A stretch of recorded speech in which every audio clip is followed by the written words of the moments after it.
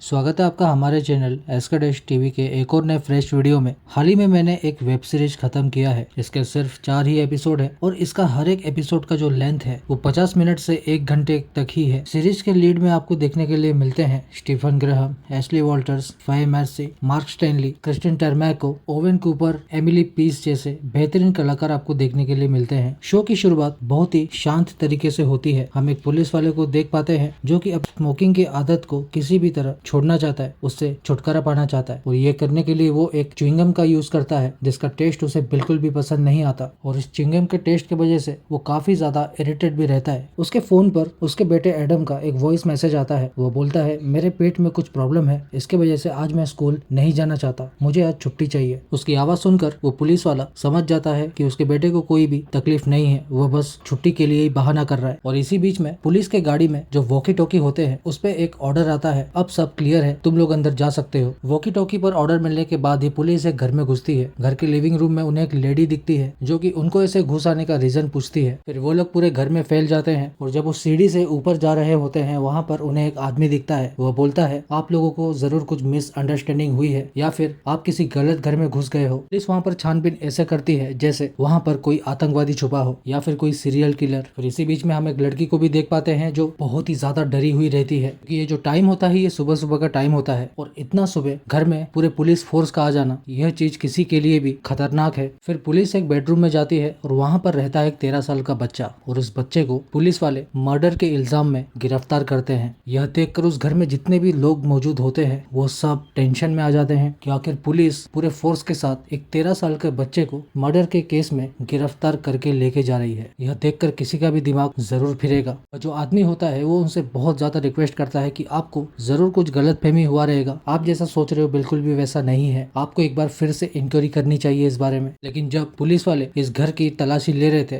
तभी एक ऑफिसर उस आदमी को एक सर्च वारंट दिखाता है और वो बोलता है कि आपके बेटे को पकड़ने का पेपर जारी किया गया है। और वो जो बच्चा जो रहता है जिसकी उम्र मात्र 13 साल की होती है वह सिर्फ एक ही चीज बोलता रहता है कि मैंने कुछ भी नहीं किया है। अब आखिर इस बच्चे ने ऐसा कौन सा क्राइम किया जिसकी वजह से पुलिस इसे पूरे फोर्स के साथ इसके बेडरूम में घुसकर इसे उठा के लेके जा रही है। ये जानने के लिए आपको ये 4 एपिसोड वाली सीरीज देखनी पड़ेगी। सीरीज का नाम है एडोलसेंस जो कि आपको हिंदी में भी देखने के लिए मिल जाएगा। ये शो अवेलेबल है नेटफ्लिक्स पे। शो के क्रिएटर है स्टीफन ग्राहम और उनके साथ जैक थ्रोन जिन्होंने इसके पहले the accident, toxic town, electric dream जैसे कंटेंट दे चुके हैं। और इस पूरे शो को डायरेक्ट किया है फिलिप बेरेंटिनी ने। आई होप कि मैंने इनका नाम सही से लिया हो। इस शो के पहले मैंने इनका कोई भी content as a film, as a series देखा नहीं है, लेकिन सबसे ज्यादा यूनिक चीज मुझे इस शो के बारे में ये लगा कि ये शो में आपको 80 से 90% वन टेक शॉट्स देखने के लिए मिलेंगे। शो के जो लीड एक्टर है ओवेन कूपर जिन्होंने जेमी का रोल प्ले किया है और इन्हीं के आसपास ये पूरी कहानी घूमती रहती है। इनकी उम्र मात्र 16 साल है तो मैं ये बिल्कुल भी इमेजिन नहीं कर सकता कि इन्होंने पूरे स्क्रीन प्ले को किस हद तक समझा होगा और कैसे परफॉर्म किए रहेंगे। शो के अगर बाकी के डिपार्टमेंट के बारे में बात करें, शो का cinematography, colour grading, editing, BGM, location ये सब भी बहुत ही ज्यादा बेहतरीन है। और ये शो में नाम जुड़ा है ब्रैड पिट का जो कि इस शो के एग्जीक्यूटिव प्रोड्यूसर है। तो शायद इस शो को देखने का रीजन मेरा एक ये भी हो सकता है। मैंने जब इस शो को चालू किया था तो इसके सिचुएशन को देख के ही पूरी तरह से हैरान हो गया था कि आखिर एक 13 साल का बच्चा जिसकी उम्र सिर्फ और सिर्फ पढ़ाई लिखाई करने की होती है, उसके दिमाग में ऐसा कौन सा शैतान हावी हो गया था या फिर ऐसा क्या उसे बोल दिया गया था जो कि उसने किसी की सांसें छीन ली। सीरीज के 4th एपिसोड में जब ये पेरेंट्स आपस में डिस्कस कर रहे होते हैं कि आखिर हमने अपने बेटे की परवरिश में क्या कमी छोड़ दी जो कि उसने इतनी बड़ी गलती कर दिया और हम अभी भी जिंदा हैं। अगर हमारी परवरिश में कोई खोट होती तो उसके अलावा हमारी एक लड़की भी है, उन्हें भी हमने वैसा ही परवरिश दिया है जैसे हमने उसे दिया था। तो ये जो डिस्कशन जो होता है, यहाँ पर जो टोन होता है, यह देखकर आपका पूरा दिमाग खराब हो जाएगा। और मेरे थियरी के हिसाब से जितना कि मैंने इस शो को समझा है, अगर ये पेरेंट्स जेमी के घर के परवरिश को थोड़ा साइड में रखकर अगर इसके स्कूल में महीने में 2 से 3 बार विजिट करते, आखिर इनके बच्चे के साथ वो स्कूल में हो क्या रहा है, कौन कौन उसके दोस्त है, तो शायद जेमी ऐसी हरकत कभी भी ना करता। क्योंकि एक बच्चे के लिए जितना जरूरी उसका घर और सोसाइटी होता है पर्यावरण में, उससे कई ज्यादा जरूरी उसका स्कूल होता है जहाँ पर वो हर रोज अपना 5 से 6 घंटा एक्सपेंस करता है। ये चीज हर एक पेरेंट्स को समझना चाहिए कि अगर हमने उसे बहुत ही ज्यादा महंगे स्कूल में डाल दिया तो इसका मतलब ये नहीं कि हमें उसके स्कूल के लाइफ में इंटरफेयर करने की कोई जरूरत ही नहीं है। ये कंट्रोल बहुत ही ज्यादा जरूरी है बच्चों पे। और यहाँ पर जो स्कूल होता है, स्कूल के हर एक बच्चे के पास फोन रहता है जो कि बिल्कुल भी अलाउड नहीं होना चाहिए। तो अगर कोई किशोरावस्था में बच्चा ऐसी कोई भी हरकत करता है तो इसकी जिम्मेदारी सिर्फ उस बच्चे पे ही नहीं डाल सकते, यहाँ तक कि उसके माँ बाप पे भी डाल सकते हैं, क्योंकि सारे बच्चों का माइंडसेट सेम नहीं रहता। किसी को चीजें जल्दी समझ में आती है तो किसी को देरी से समझ में आती है, कोई जल्दी भूल जाता है और कोई बिल्कुल भी नहीं भूलता। एडल्ट सिन सीरीज आपको बहुत कुछ सिखा जाता है, बस आपको इस शो को देखकर थोड़ा बहुत समझना पड़ेगा। तो बस आज के वीडियो में इतना ही, मिलते किसी दूसरे वीडियो में। और अगर आपने इस शो को देख लिया है, मुझे कमेंट बॉक्स के जरिए जरूर बताइए कि आपको ये शो कैसा लगा, और जितना हो सके इस वीडियो को ज्यादा से ज्यादा शेयर कीजिए ताकि ऐसे आइकॉनिक कंटेंट ढेर सारे लोगों तक पहुंचे।